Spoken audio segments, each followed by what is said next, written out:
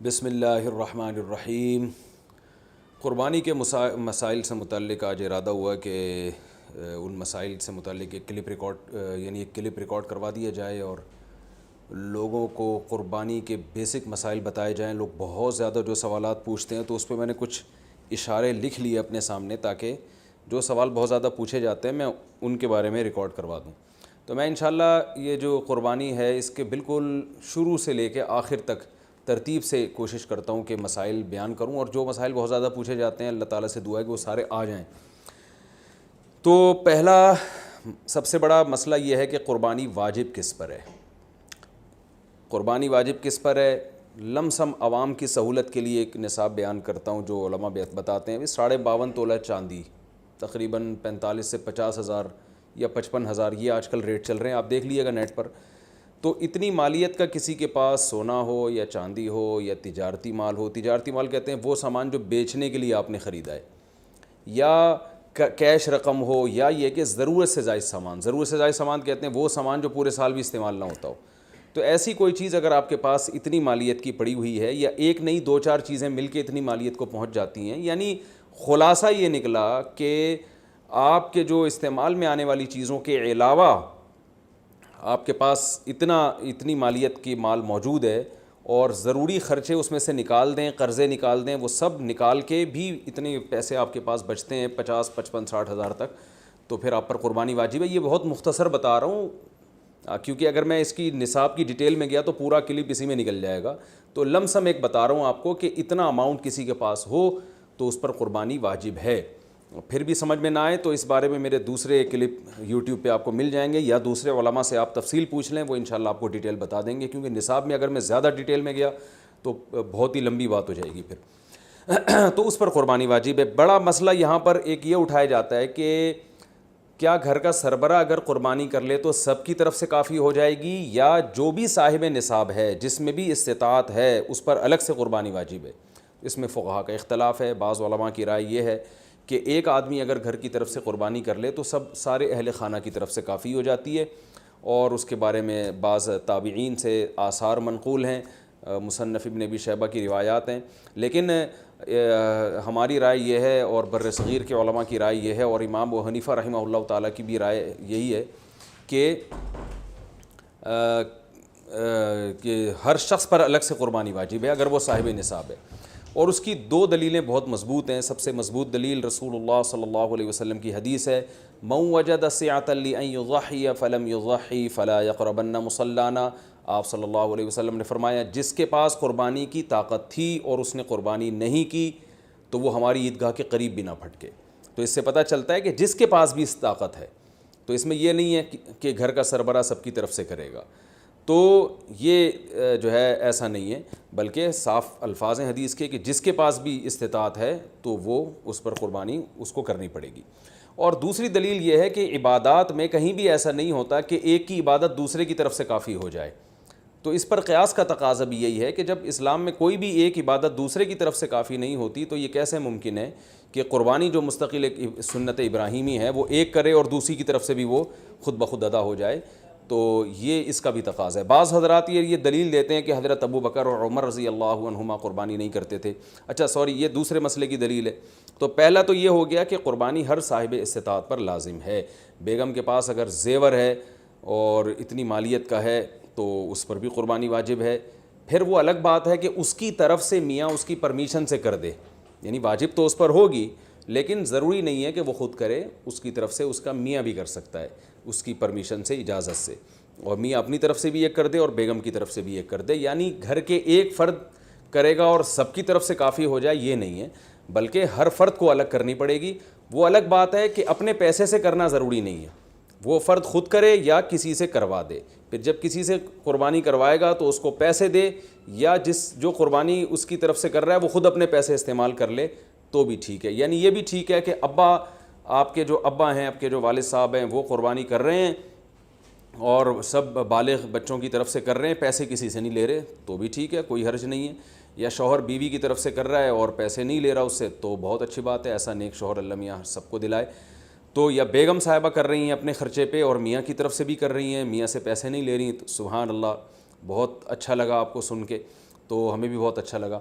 تو یعنی پیسوں کا ہر ایک کا ڈالنا ضروری نہیں. اچھا یہ بھی ایک مسئلہ ہوتا ہے کہ بڑا بھائی کر رہا ہے سب کی طرف سے اور سب سے آدھے آدھے پیسے لے رہا ہے قربانی کے, وہ یا تھوڑے تھوڑے پیسے لے رہا ہے, باقی پیسے اپنی جیب سے ڈال رہا ہے, تو بھی ٹھیک ہے. یعنی جس کی طرف سے قربانی ہو رہی ہے اس کے لیے خود سے پیسے یعنی خرچ کرنا ضروری نہیں ہے. اس کی طرف سے اگر کوئی اور خرچ کر دیتا ہے تو بھی ٹھیک ہے, چاہے پورے پیسے خرچ کرے یا آدھے پیسے خرچ کرے. قرضہ لے کے بھی قربانی کی جا سکتی ہے. آپ کے پاس اگر پیسے نہیں ہیں تو آپ قرضہ لے کے کر سکتے ہیں, اگر آپ کو یقین ہے کہ میں یہ قرضہ بعد میں لوٹا سکتا ہوں. البتہ قرضہ کھا کے قربانی ٹھیک نہیں ہے کہ آپ نے کسی کا قرضہ دینا ہے, وہ مانگ رہا ہے, دروازے پہ کھڑا ہوا ہے, وہ دے نہیں رہے اور آپ اس کے پیسوں سے بکرے کاٹ رہے ہیں آپ, یہ ٹھیک نہیں ہے. یہ آخرت کے لیے بھی نقصان دہ ہے اور وہ بکرے کے لیے تو نقصان دہ بہرحال ہے ہی ہے. تو ایک مسئلہ تو یہ ہو گیا. دوسرا مسئلہ یہ ہے کہ قربانی کیا واجب ہے یا سنت ہے.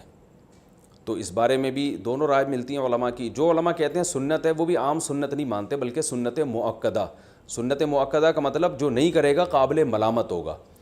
اور امام ابو حنیفہ رحمہ اللہ تعالیٰ کی رائے کے مطابق یہ واجب ہے, اور اس کی دلیل وہی ہے کہ پہلی بات تو یہ کہ عبادت ہے, اور عبادت میں احتیاط کے پہلو کو ترجیح دی جاتی ہے, کیونکہ احتیاط اسی میں ہے کہ اس کو اگر واجب قرار نہیں دیتے تو بہت سے لوگ قربانی کا فریضہ چھوڑ سکتے ہیں اور اس بات کا خطرہ موجود ہے کہ قیامت میں ان کو گناہ نہ ملے. تو اس لیے احتیاط کے پہلو کو ترجیح جائے گی. اور مضبوط دلیل امام حنیفہ کی قرآن نبی صلی اللہ علیہ وسلم کی وہی حدیث ہے, من وجد سعة لأن يضحي فلم يضحي فلا يقربن مصلانا.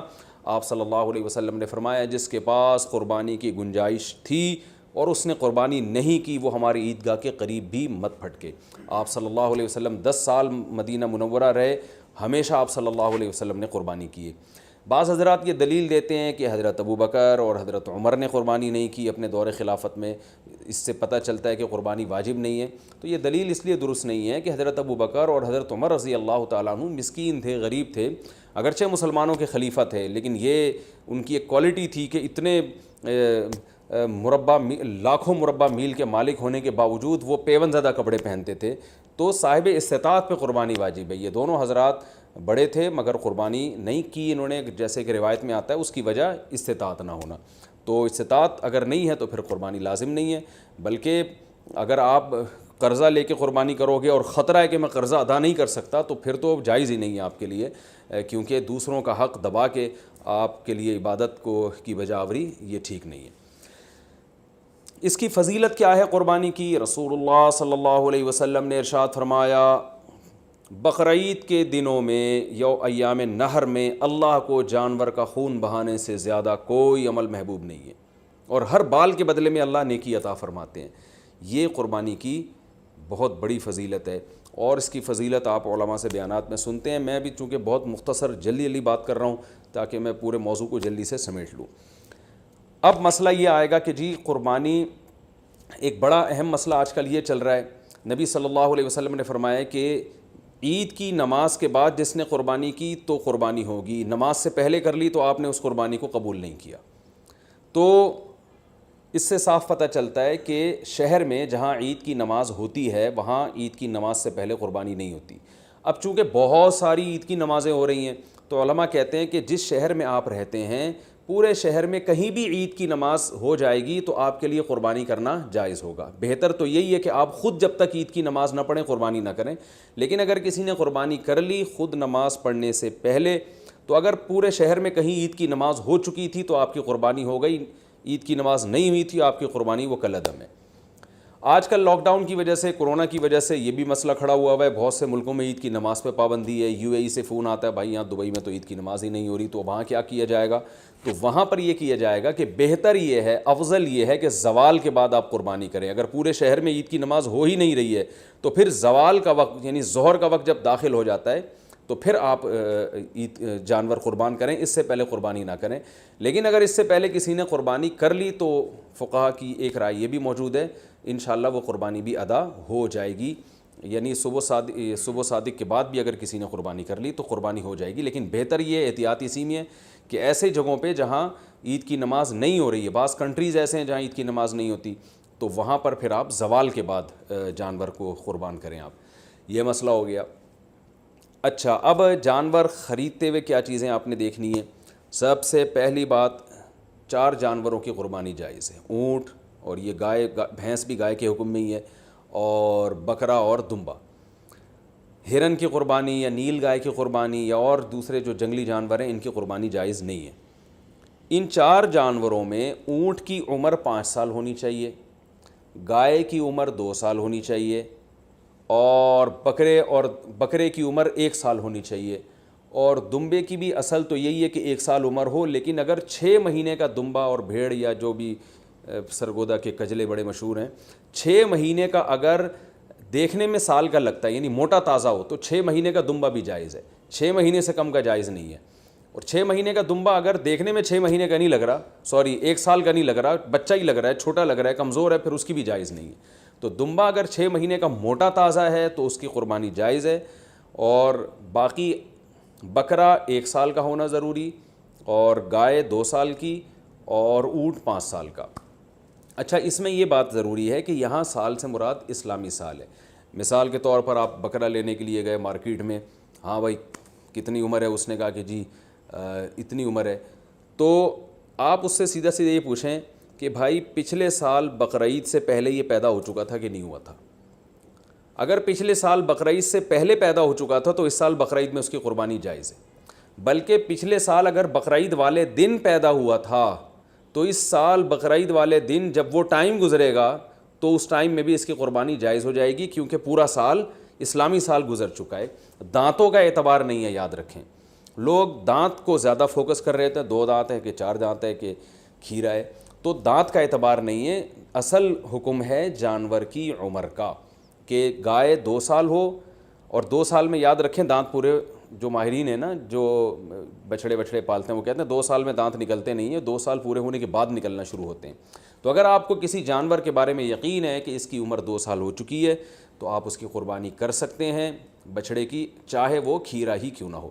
البتہ مارکیٹ میں لوگوں کو پتہ نہیں چلتا، جھوٹ بہت چلتا ہے، تو اس لیے لوگ دانت دیکھتے ہیں، کیونکہ دانت اگر نکلے ہوئے ہوں، 2 دانت ہیں تو اس کا یقین ہوتا ہے کہ 2 سال سے اوپر کا ہی ہے، تو اس لیے لوگ دانتوں کو فوکس کر رہے ہوتے ہیں، کہ سامنے والے کا پتہ نہیں ہوتا کہ سچ کہہ رہا ہے کہ جھوٹ کہہ رہا ہے۔ لیکن اگر آپ کو سامنے والے کی بات پر اعتماد آ جائے اور وہ یقین دلا دے آپ کو کہ بھئی یہ 2 سال کا بچڑا ہے، تو پھر بے شک کھیرا بھی ہو تو آپ اس کی قربانی کر سکتے ہیں، اور بکرا اگر 1 سال کا ہو چکا ہے، یقین ہو گیا آپ کو، کسی بھی طرح سے یقین ہو گیا، تو پھر بے شک کھیرا بھی ہو، اس کی قربانی بھی آپ کر سکتے ہیں۔ یہ تو ہو گیا جی جانور کی عمر کے بارے میں۔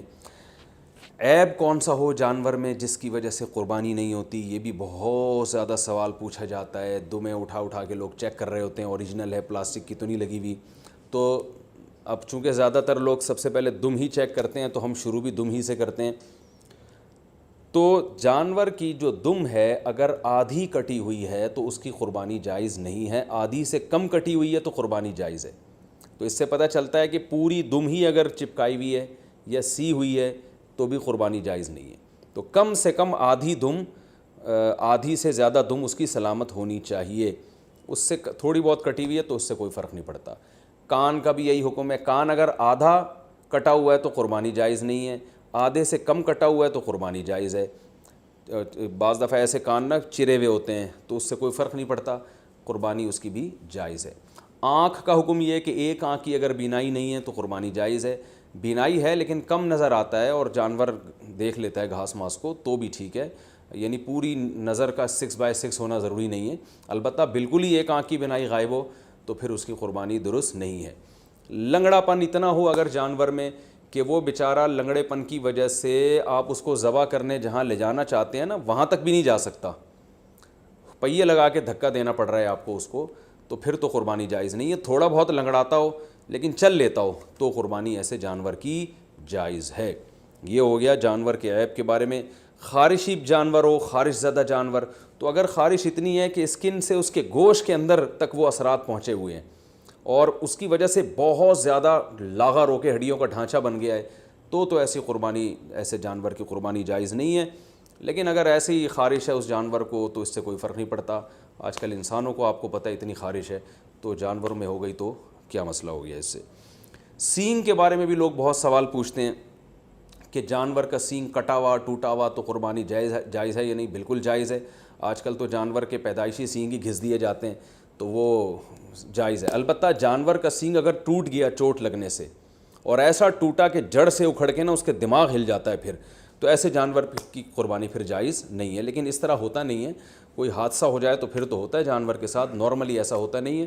تو اس لیے منڈی سے جب آپ جانور خریدا کریں تو سینگوں پہ زیادہ غور نہ کیا کریں، تمیز سے جانور لے لیا کریں آپ، ٹھیک ہے، اس میں زیادہ وہمی بننے کی ضرورت نہیں ہے۔ خصی جانور کی قربانی بھی جائز ہے، اور بعض لوگ اس کو صحیح نہیں سمجھتے، لیکن صحیح حدیث سے ثابت ہے، آپ صلی اللہ علیہ وسلم نے خصی جانور کی قربانی بھی کی ہے۔ اچھا، دودھ والے جانور کی قربانی بھی جائز ہے، لیکن اس کا دودھ پینا جائز نہیں ہے۔ ہاں، جب جانور ذبح ہو گیا تو پھر جانور کے ہر آپ جو ہے گوشت سے بھی فائدہ اٹھا سکتے ہیں، دودھ سے بھی فائدہ اٹھا سکتے ہیں۔ تو اگر آپ نے جانور قربانی والے جانور جو ابھی ذبح نہیں ہوا اس کا دودھ آپ نے پیا تو دودھ نکالا تو صدقہ کرنا پڑے گا اس کو۔ اچھا، دوسری بات، حاملہ جانور کی قربانی، یعنی وہ گائے جس کے پیٹ میں بچہ ہو۔ یہ سوال بہت زیادہ پوچھا جاتا ہے۔ تو دیکھیں، اگر وہ گائے جس کے بالکل بچہ ہونے والا ہے، یعنی پورا بچہ بن چکا ہے، بچے کی ولادت کا وقت قریب ہے، تو بہتر یہ ہے کہ ایسے جانور کی قربانی نہ کی جائے، ناپسندیدہ ہے۔ لیکن جائز ہے، قربانی ادا ہو جائے گی، بہتر یہ ہے کہ نہ کی جائے۔ اور اگر گائے گابھن ہے اور وہ ابتدائی مرحلے میں وہ حمل ہے اس کے، تو پھر اس میں کوئی یعنی پھر بہتر بھی یہی، پھر اس میں کوئی حرج نہیں ہے، اس کی قربانی آپ کر سکتے ہیں۔ تو اگر آپ جانور لے کر آ گئے، بعد میں پتہ چلا کہ اس گائے کے پیٹ میں تو بچہ ہے، تو اب چونکہ لا چکے ہیں، واپس تو کرنا آپ کے لیے بہت مشکل ہے۔ منڈی میں کون لے کے جائے گا اس کو؟ کراچی کی منڈی کو دیکھ کے ہم تو مسائل بتاتے ہیں بھائی، یہاں تو کیچڑ اب بارش میں ماشاءاللہ اتنا ہو گیا ہے کہ لوگ کیچڑ میں تیرتے ہوئے جا رہے ہیں منڈی میں، تو اب وہ اس گابن گائے کو آپ لے کے کیسے جائیں گے؟ تو پھر کوئی حرج نہیں ہے، آپ اس گابن گائے کو بھی ذبح کر سکتے ہیں، کوئی حرج نہیں ہے اس میں۔ ہاں، اس میں سے بچہ جب نکلے تو وہ بچہ اگر زندہ ہو تو فوراً اس کو بھی ذبح کر دیں آپ، تو اس کا گوشت بھی حلال ہو جائے گا۔ اچھا، لوگ یہاں ایک سوال پوچھتے ہیں، اس معصوم بچے کا کیا قصور ہے؟ تو میں ان کو جواب دیتا ہوں کہ اس کی ماں کا بیچاری نے کون سے کبیرہ گناہ کیے ہیں جن کو آپ کاٹ رہے ہیں؟ تو جیسے بچہ معصوم ہے تو اس کی اماں بھی تو بیچاری معصوم ہے، تو اللہ نے ہمارے لیے ان جانوروں کو حلال کیا، ہم ان کا گوشت کھا سکتے ہیں، تو اس لیے ہم ذبح کر سکتے ہیں، وہ بچہ اس کے پیٹ میں ہو تو بھی کر سکتے ہیں۔ میں نے بتایا کہ بہتر نہیں ہے، لیکن بہرحال قربانی ادا ہو جائے گی اور گوشت بھی اس کا بالکل حلال ہوگا، اس میں ٹینشن لینے کی ضرورت نہیں ہے۔ تو یہ تو ہو گیا جی حاملہ جانور کے بارے میں۔ اچھا، جانور آپ منڈی سے لے کے آپ نے خریدا، بالکل سب سیٹ ماشاءاللہ فٹ فاٹ جانور تھا، آپ نے اس کو گاڑی میں چڑھایا، چڑھانے کے دوران اس کی ٹانگ وانگ ٹوٹ گئی اور وہ بیچارہ لنگڑا لولا ہو گیا، تو اس کو ذبح کر کے کھا لیں، وہ قربانی کے لائق اب نہیں رہا ہے، اس کی قربانی جائز نہیں ہوگی۔ یا اسی طرح گاڑی سے اتارتے ہوئے یا گھر میں جو ہے نا کھمبے سے باندھا آپ نے اور جانور نے کوئی شرارت کی یا کچھ مسئلہ ہو گیا جس کی وجہ سے آنکھ چلی گئی اس کی، یا کوئی ایسا عیب پیدا ہو گیا جس کی وجہ سے قربانی جائز نہیں ہوتی، تو اب اس کی قربانی ہو نہیں سکتی، وہ آپ پھر قصائی کو بھی بیچ سکتے ہیں اور خود بھی گوشت کھا سکتے ہیں۔ البتہ جانور کو جب ذبح کرنے کے لیے گرایا جاتا ہے، اس دوران اگر جانور کے کوئی ہاتھ پاؤں ٹوٹ گئے یا کوئی اندھا ہو گیا بیچارہ یا کچھ مسئلہ ہو گیا تو بے فکر رہیں، پھر کوئی حرج نہیں ہے، کیونکہ گراتے یہ تو اللہ کا حکم ہے جانور کو گرا کے ذبح کرو، تو گرانے میں بعض دفعہ ایسا مسئلہ ہو جاتا ہے جس کی وجہ سے جانور میں کوئی عیب پیدا ہو جاتا ہے۔ تو ذبح کے دوران اگر کوئی عیب پیدا ہو گیا ہے تو بے فکر رہیں، اس سے کوئی فرق نہیں پڑتا، قربانی اس جانور کی حلال ہوگی۔ یہ تھا جانور کو گاڑی میں چڑھانا اور اتارنے سے متعلق۔ اچھا، ایک اہم مسئلہ یہ ہے، اب ہم آتے ہیں، میرا خیال ہے عیب والے مسائل تو کافی حد تک حل ہو چکے ہیں، اب ہم آتے ہیں جانور کو لٹانے، بلکہ اس سے پہلے کہ آپ جب جانور لے کر آئے تو بہت سے لوگوں کی نیت بدل جاتی ہے۔ آپ جانور لے کر آئے، بچھڑا، جب محلے والوں نے آ کے دیکھا تو کسی نے کوئی تعریف کرتا ہے، کوئی کہتا ہے یار یہ کیا اٹھا کے لے آئے آپ، ٹھیک ہے نا، تو اب آپ کا دل بدل گیا کہ یار پڑوسیوں کے یہاں تو بچھڑا ہے وہ تو بڑا ٹائٹ ہے، اب آپ کا دل چاہ رہا ہے کہ میں اس جانور کو چینج کروں۔ تو دیکھیں، اگر آپ نے جانور خریدتے ہوئے قربانی کی نیت سے نہیں خریدا، ویسے ہی خریدا تھا، بعد میں سوچا تھا کہ میں دیکھوں گا قربانی کرنی ہے کہ نہیں کرنی، تو آپ اس کو بیچ دیں، کچھ بھی کریں، کوئی حرج نہیں ہے۔ لیکن اگر آپ نے قربانی کی نیت سے خریدا تھا، جیسے کہ 99% لوگ بقرعید میں قربانی کی نیت ہی سے جانور خرید رہے ہوتے ہیں، گھر لانے کے بعد آپ کی نیت بدل گئی، یار وہ پڑوسی جو وسیم بھائی جو بچھڑا لے کر آئے ہیں نا، اس پہ الگ ہی نور برس رہا ہے، اور وہ ہمارے بچھڑے کے ساتھ جب کھڑا ہوتا ہے تو ہمارا بچھڑا تو احساس کمتری میں آئے نہ، ہم احساس کمتری کے شکار ہوتے ہیں، تو اب آپ نے ارادہ کیا یہ بچھڑا آپ کسی کو پہنا دیں۔ تو بالکل جائز ہے، جیسے کسی نے آپ کو پہنایا تو آپ بھی کسی کو بچھڑا پہنا سکتے ہیں۔ تو لیکن پہنانے کے بعد ہوگا یہ کہ اگر اب آپ کو کرنا یہ پڑے گا کہ آپ جو بچھڑا لے کر آئے تھے یا بکرا لے کر آئے تھے، فار ایگزامپل وہ 1 لاکھ کا تھا، آپ نے آگے بیچا 1,20,000 میں، اور اب نیا بچھڑا لائے دوبارہ 1 لاکھ کا، تو یہ 20,000 کا جو پروفٹ ہے یہ آپ کے لیے جائز نہیں ہے، بلکہ یہ 20,000 کا پروفٹ آپ کو صدقہ کرنا پڑے گا۔ تو اس لیے جب پرانا جانور آپ بیچیں گے تو نیا جانور یا تو اس سے اسی کی قیمت کا ہو یا اس سے زیادہ کی قیمت کا، اس سے کم قیمت کا لے کر آ گئے تو پروفٹ آپ کو صدقہ کرنا پڑے گا۔ تو یہ ایک اہم بات ہے۔ بیچنا بالکل جائز ہے، اس میں کوئی حرج نہیں ہے۔ میں نے کہا جیسے کسی نے پہنایا تو آپ بھی پہنا سکتے ہیں، تو اس میں کوئی حرج نہیں، لیکن پروفٹ پھر آپ کے لیے حلال نہیں ہے، کیونکہ یہ قربانی کی نیت سے جب آپ نے یہ جانور خریدا ہے، جب آپ نے قربانی کرنے کی نیت سے خرید لیا تو اب اس میں پروفٹ کمانا آپ کے لیے جائز نہیں رہا۔ آپ بچھڑا لے کر آئے، پورا بچھڑا اپنے لیے لے کر آئے آپ قربانی کی نیت سے، تو یہاں آپ نے ارادہ کیا، محلے والے آ گئے، وسیم بھائی نے کہا یار ایک حصہ ہمیں بھی دے دو یار ایک حصہ، تو آپ کا ارادہ بدل گیا، آپ نے کہا چل بھائی، تو آپ اس میں سے حصے بھی دوسروں کو دے سکتے ہیں، اس میں بھی کوئی حرج نہیں ہے۔ تو یہ بھی جائز ہے آپ کے لیے کہ اس جانور میں آپ سب کو شریک کر لیں۔ تو یہ ضروری نہیں ہے کہ آپ نے اپنے لیے گائے خریدی تو اب وہ پوری گائے آپ کے اپنے، ایک حصہ بھی آپ اپنا اس میں رکھ سکتے ہیں، 6 حصے دوسروں کو دے سکتے ہیں۔ ایک اہم بات یہ بھی ہو گئی۔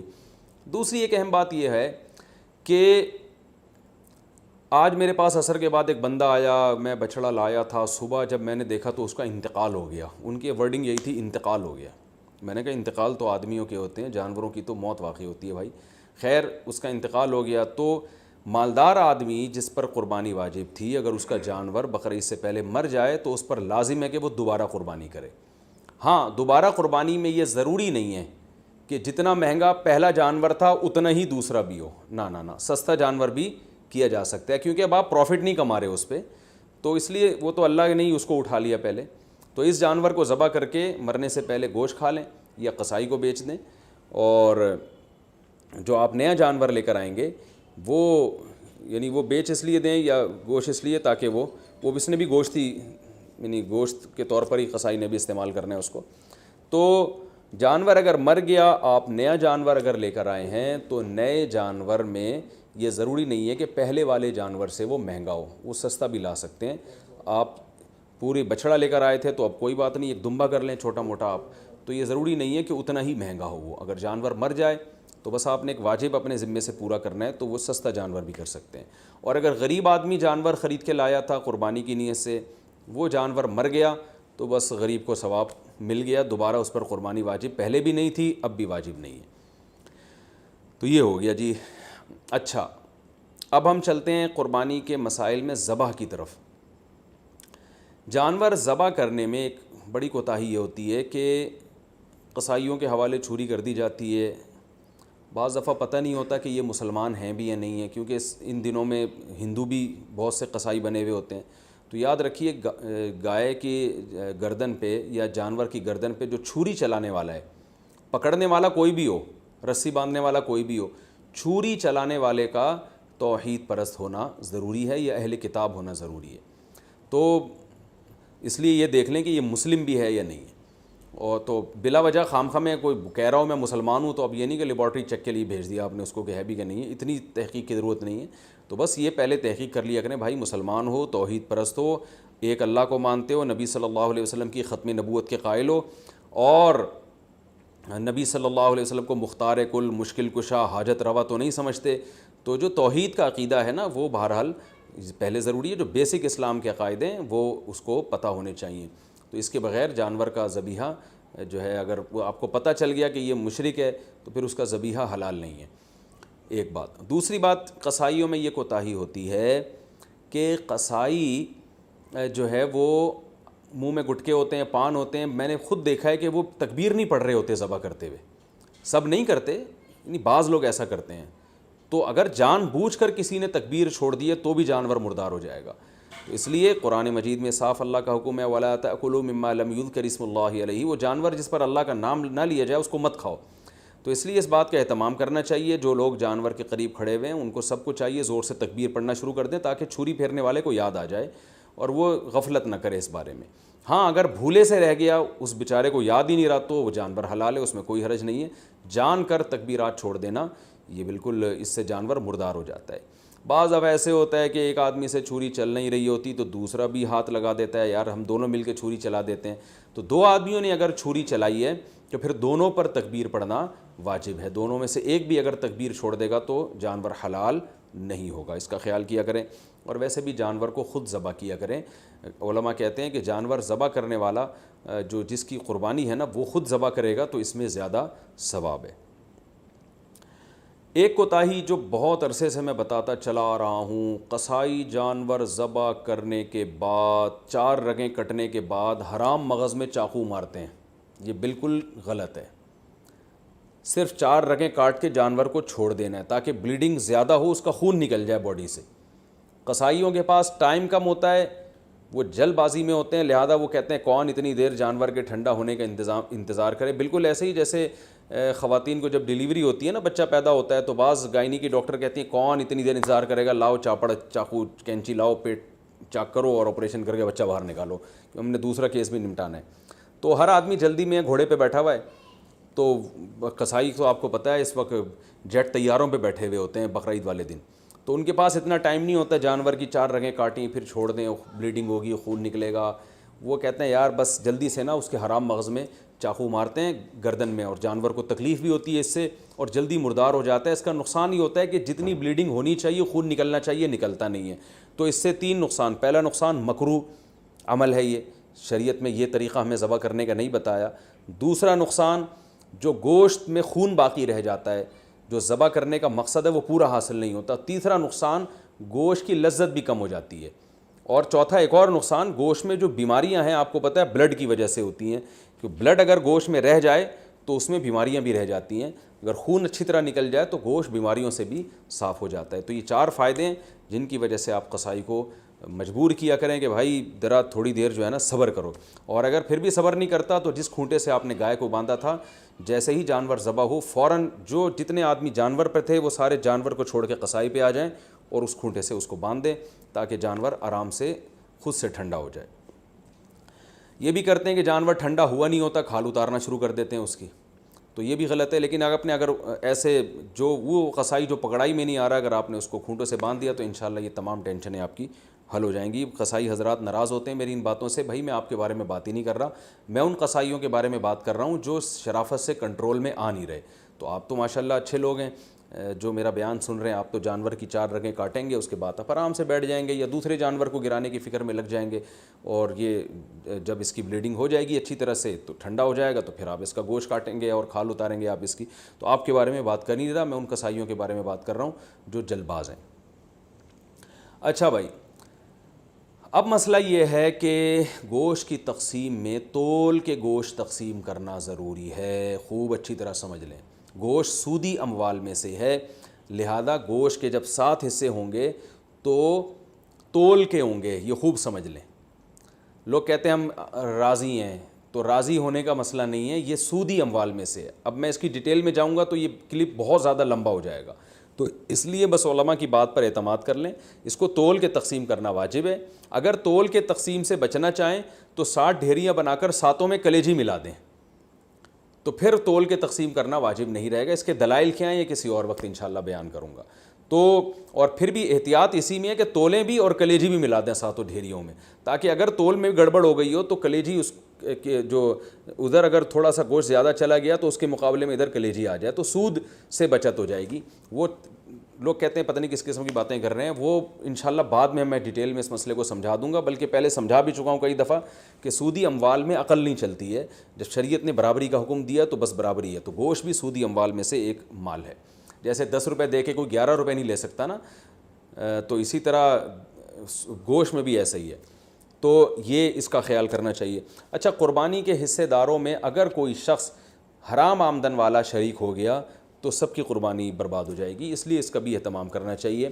اجتماعی قربانی میں اعلان لکھ کے لگانا چاہیے کہ بھائی حرام آمدن والے شرکت نہ کریں, یا پہلے سے سیٹ اپ بنانا چاہیے کہ ایک الگ سے ایسی گائے ہو جو صرف حرام آمدن والوں کا اس میں حصہ ہو, تاکہ اس میں قربانی ہو ہی نہیں, وہ گوشت ذبح کر کے ویسے ہی غریبوں میں بانٹ دیا جائے. بعض مدارس میں اس کا اہتمام کیا جاتا ہے کہ وہ پہلے سے جو ہے نا کچھ حصے ایسے انہوں نے رکھے ہوئے ہوتے ہیں.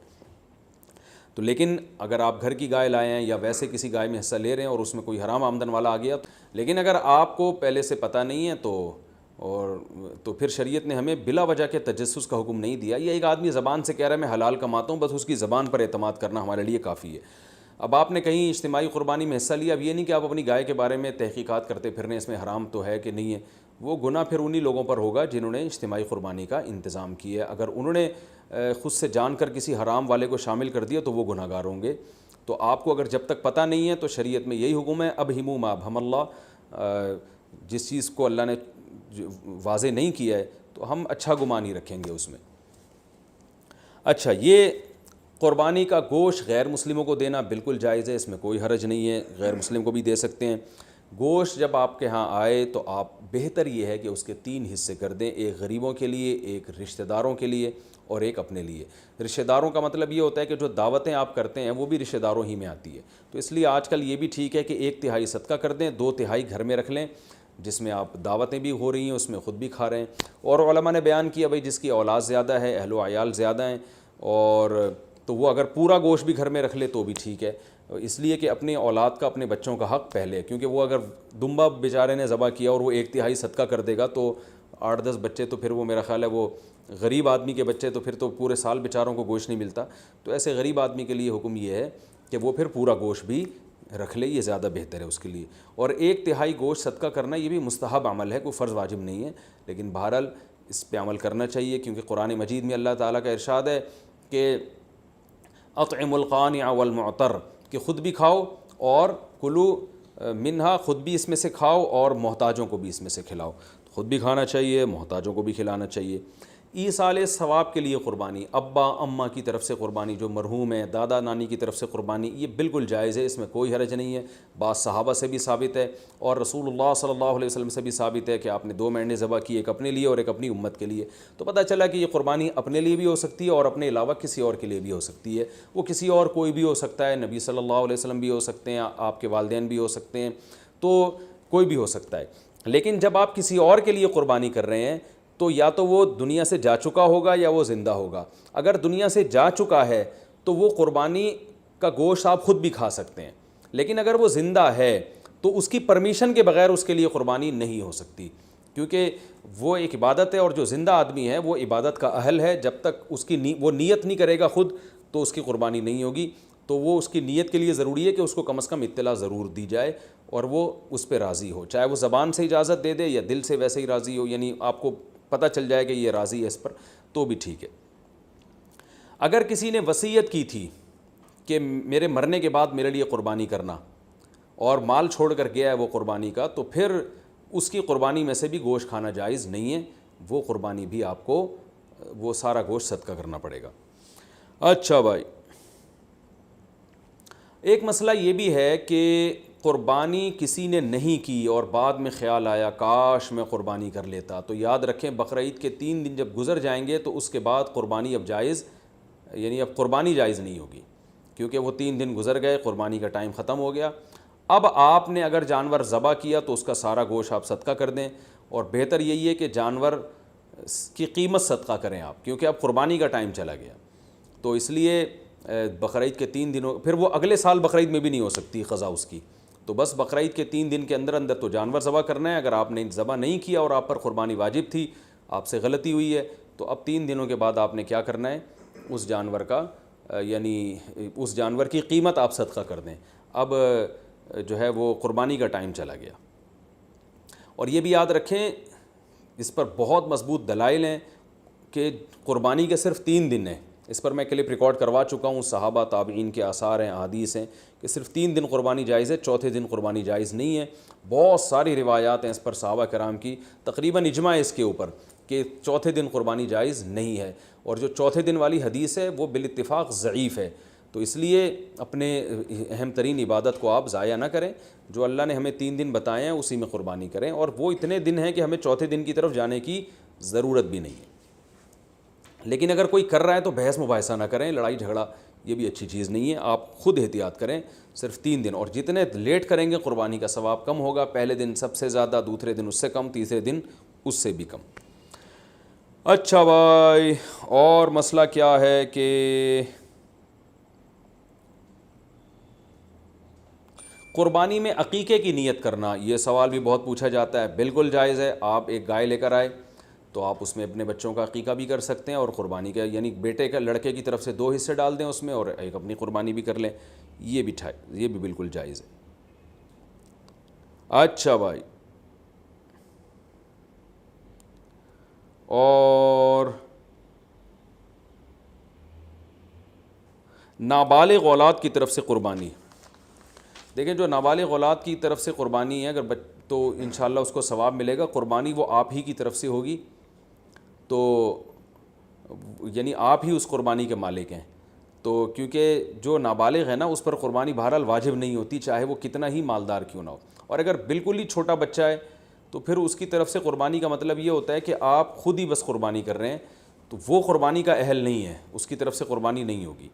ہاں اگر وہ سمجھدار ہے، بلوغت کے قریب ہے، تو پھر اس کی طرف سے قربانی ادا ہو جائے گی، اگرچہ اس پہ واجب ہے نہیں ابھی، تو یہ کر سکتے ہیں، اس میں کوئی حرج نہیں ہے۔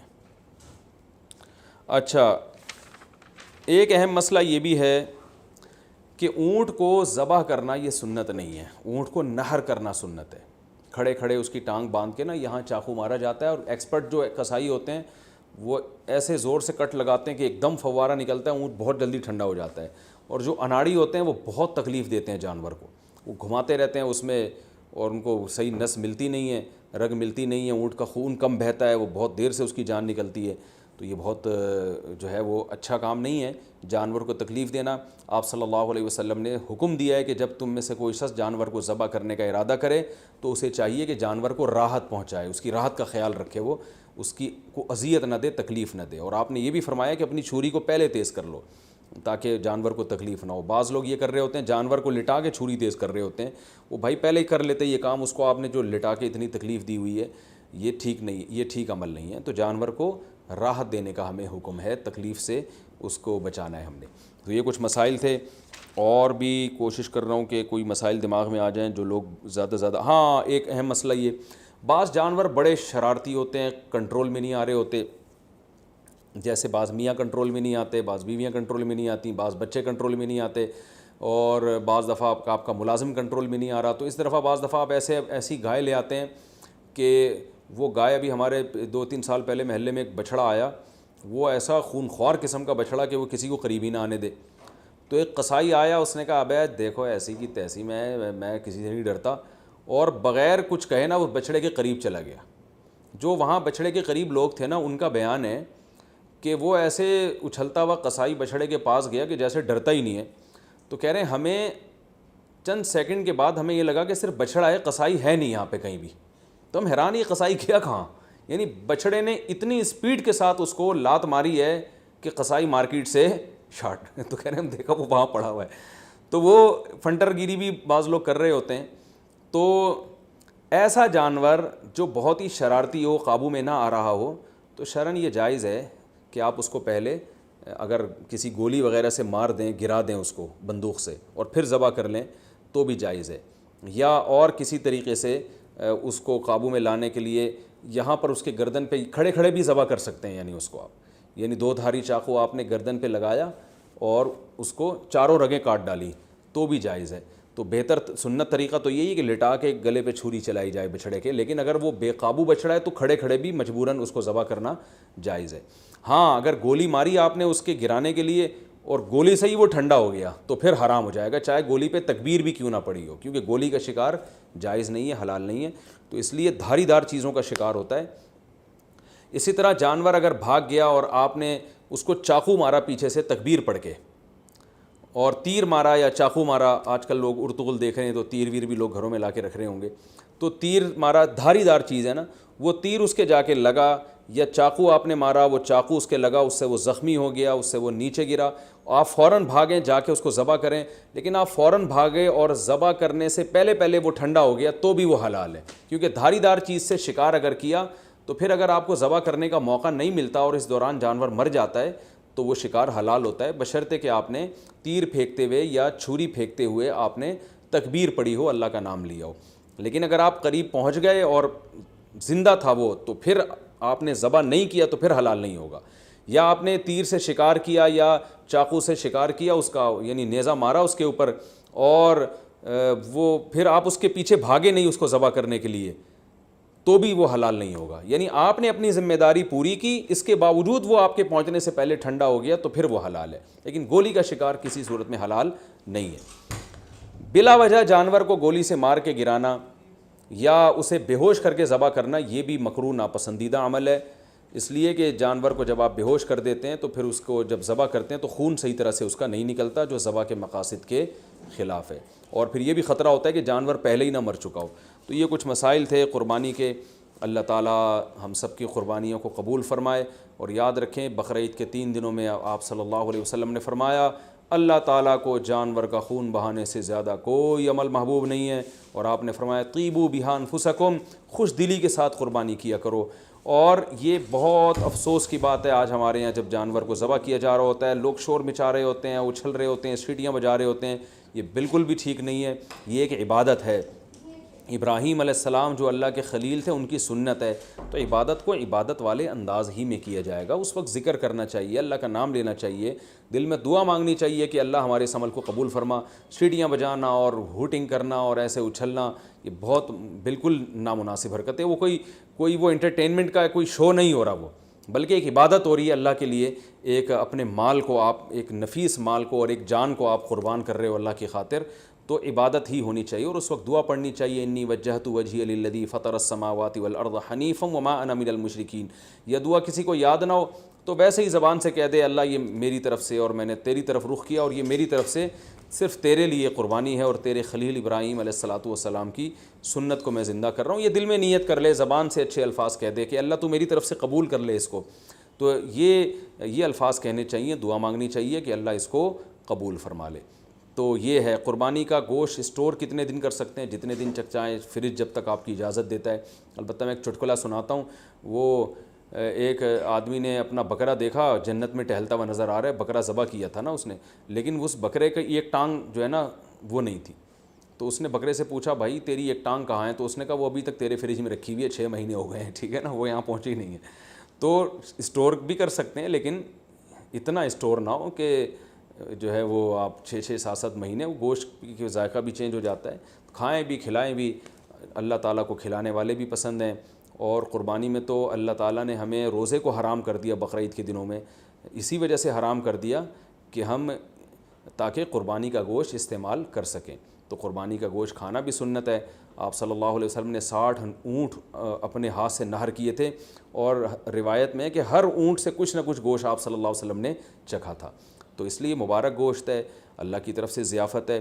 اللہ تو بھائی دال چاول بھی کھلا رہا ہو اپنی طرف نسبت کر کے تو بھی بڑی چیز ہے، وہ اللہ ہمیں گوشت کھلا رہا ہے، تو یہ وہ گوشت نہیں ہے جو پورے سال ہم کھاتے ہیں، یہ وہ گوشت ہے جو صرف 3 دن اللہ اپنی طرف سے ہمیں اپنی طرف نسبت کر کے ضیافت کرتا ہے کہ میری طرف سے یہ تمہاری ضیافت ہے۔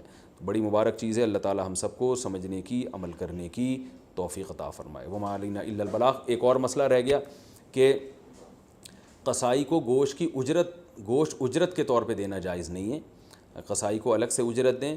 گوشت ویسے ہی جب بیٹھا ہو تو کھانا وانا گوشت پکا کے کھلا سکتے ہیں، سب کھا رہے ہوتے ہیں تو وہ بھی کھا سکتا ہے، لیکن گوشت جو الگ سے قصائی لوگ سائڈوں پہ نکال لیتے ہیں، پٹ کا گوشت الگ کر دیا، چانپیں ادھر کر دیں، بہت ہاتھ گھوم رہے ہوتے ہیں بعض قصائیوں کے، تو ان کو منع کریں اس عمل سے۔ اور خاص طور پہ جو مشترک جانور ہے حصوں والا، اس میں تو یہ عمل اور بھی برا ہے۔ اللہ تعالیٰ عمل کی توفیق عطا فرمائے۔ وما علینا الا البلاغ۔